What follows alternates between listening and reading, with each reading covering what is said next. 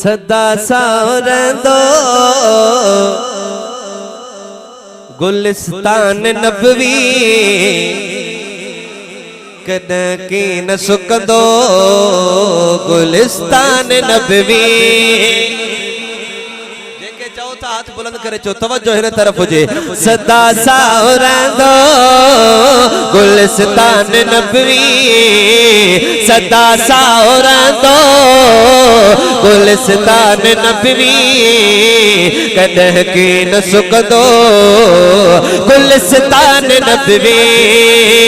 सदा सावरंदो गुलिस्तान नबवी सदा सावरंदो गुलिस्तान नबवी कदं की न सुकंदो गुलिस्तान नबवी।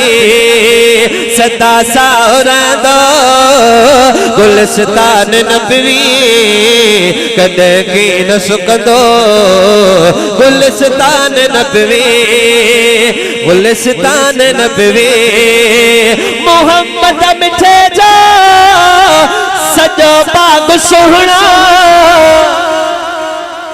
मोहम्मद मिठे जा सजो बाग सोहना अञा ताईं आच कंदो बाग सोहना पयो चंड जबरदो गुलिस्तान नबवी पयो चंड जबरदो गुलिस्तान नबवी कदं की न सुकंदो गुलिस्तान नबवी। आवाज़ तवज्जो हुजे गुलिस्तान नबवी तव्हांखे चवणो आहे। सदा सावरंदो गुलिस्तान नबवी सदा सावरंदो गुलिस्तान नबवी कदं की न सुकंदो गुलिस्तान नबवी। परल बाग सारा सुहणन गुलन सा मिसरे के समझो। परल बाग सारा सुहणन गुलन सा ठहन चार गुलबत तचैनी कुडन सा ओ परल बाग सारा सुहणन गुलन सा ठहन चार गुलबत चैनी कुडन सा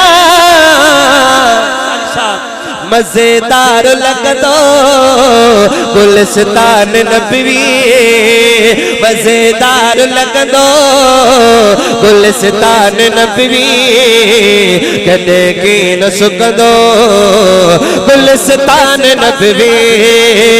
सदा सावरंदो गुलिस्तान नबवी कदं की न सुकंदो गुलिस्तान नबवी।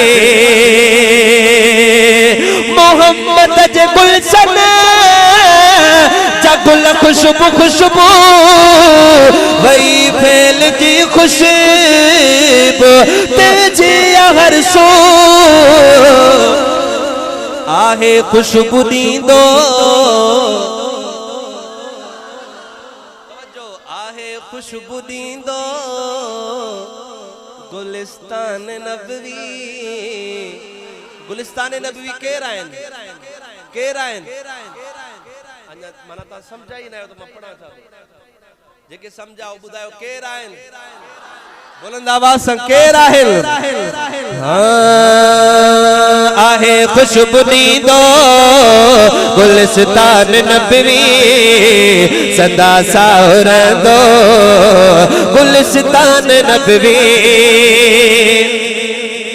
हाणे हिन शेर जी माना समझो माना समझो सिर्फ लफ्ज़न के न समझो हिन जी गहराई समझो हिन लफ्ज़न जी माना छा आहे। शायर छा थो लिखे न तूफान झोला उछाड़े त सघंदा न बांदर ही भोला बिगाड़े त सघंदा उन तूफान झोला उछाड़े त सघंदा न बांदर ही भोला बिगाड़े त सघंदा न भेले को सखंदो गुलिस्तान नबवी न भेले को सखंदो गुलिस्तान नबवी चओ सदा साउरंदो गुलिस्तान नबवी सदा साउरंदो गुलिस्तान नबवी कदे की न सुकंदो गुलिस्तान नबवी नबी जो गुलिस्तान आ खूबसूरत गुलामों का दिरजी अतिन सा महबत हाँ नबी जो गुलिस्तान आ खूबसूरत गुलामों का दिरजी अतिन सा महबत असांखे अवण दो गुलिस्तान नबवी असांखे अवण दो गुलिस्तान नबवी सदा साउरंदो गुलिस्तान नबवी।